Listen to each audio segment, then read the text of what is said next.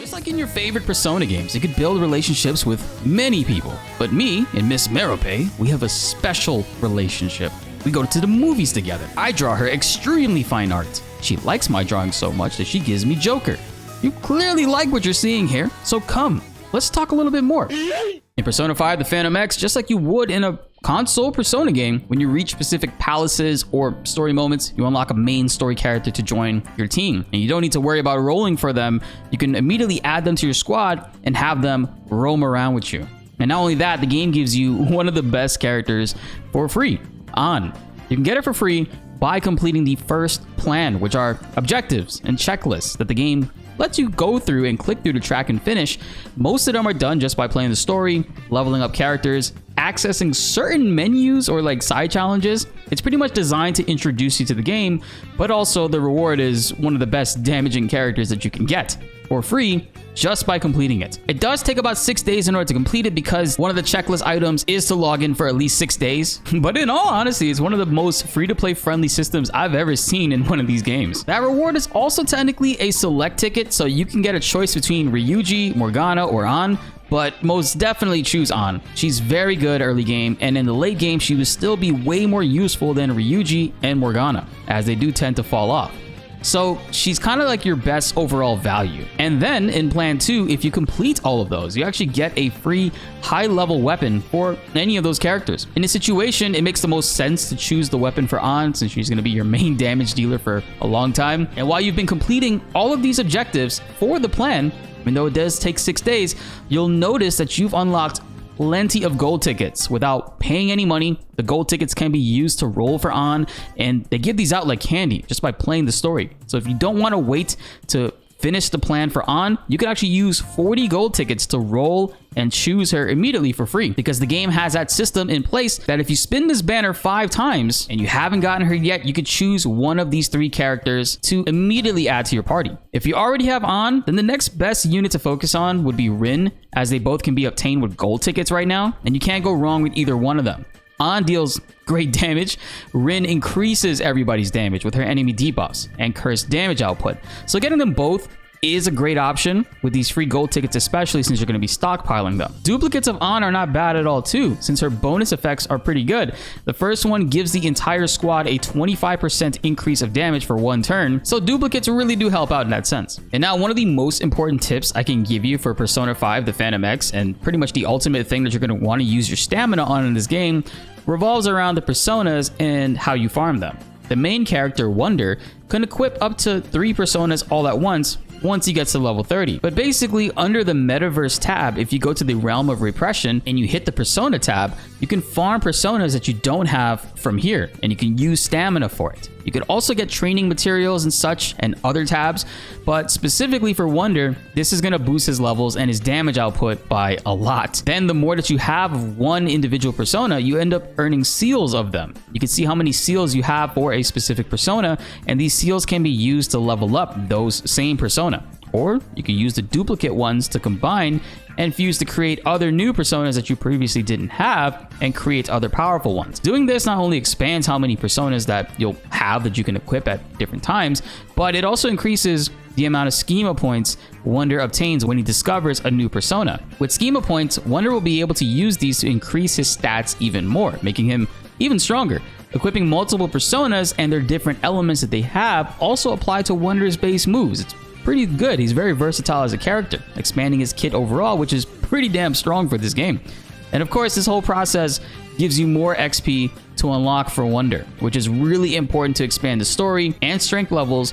So overall, increasing Wonder's skill tree and personas and levels are ultimately key for this game and its progression, and it all benefits from the stamina and how you use it in the Metaverse tab when it comes to farming those personas. The higher you get the main character's level, everyone can pretty much follow him in suit with items in a much easier fashion, because he does need XP from side quests, story missions, and battle in order to level up, whereas the other characters can just use items in order to boost those. But aside from those stamina missions for the experience points and levels, we could actually do side missions to straight up gain levels. Completing plan checklists as well boost these too.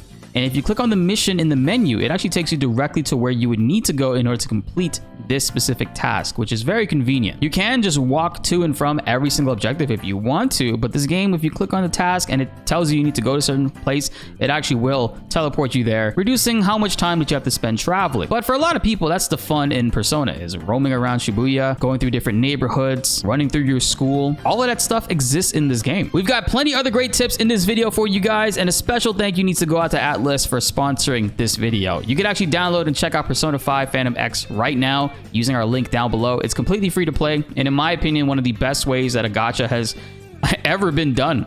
You can play on both Steam or mobile devices, which actually sync up extremely well with each other. Even if you're in the middle of a cutscene, if you close out the Steam version and then you switch to your phone on the go, it actually continues right from there. I've done this plenty of times. And then also vice versa. If you close your mobile device and then you log into Steam, it does the exact same thing. I find this to be extremely helpful. How quickly the data transfers, it's honestly been done really well. The collaboration characters are pretty much the main cast from the original Persona 5 and Royal. And the current best character in the game right now is Joker. You can actually roll for Joker and unlock him and add him to your team, but he does require a different set of tickets. Platinum tickets. Platinum tickets aren't being handed out like crazy compared to gold tickets and how you get those, but you still at the current moment can get quite a few of platinum tickets through events, inbox check-ins, daily logins, and all that stuff. The game does give you a decent amount of them. And on top of that, you're constantly earning new in-game currency via meta jewels is what they call it. Pretty much you get these with any task you do, any chest that you open, any checklist you complete. You're pretty much stockpiling a lot of currency to be able to roll for Joker and other characters outside of just using gold or platinum tickets. So again, I really appreciate the devs for making that a thing within this game. There's so many ways to continue playing this game for free. I know there's a lot of people that feel a certain type of way when gacha games insert characters that are just like now roaming around with you and your party who aren't technically supposed to be there in the story. Can be kind of jarring, but there is a setting within the options. If you go to the graphics tab, it lets you show or hide your current party when you're roaming around the world, which is pretty cool. There's also an interesting element where if you interact with certain things, doors, treasure chests and stuff, those characters, if you do have them set to appear to wander around with you, even though they aren't technically involved in the story, they interact with your character, they chime in, they give some voice dialogue. It's actually kind of interesting that they did that. The main character Wonder always has to be within your party, but everyone else you can kind of mix and match who is present and who you want to use on your team. So this is very great and different from other kinds of gacha games where it sort of forces you sometimes to replace the main character, which is not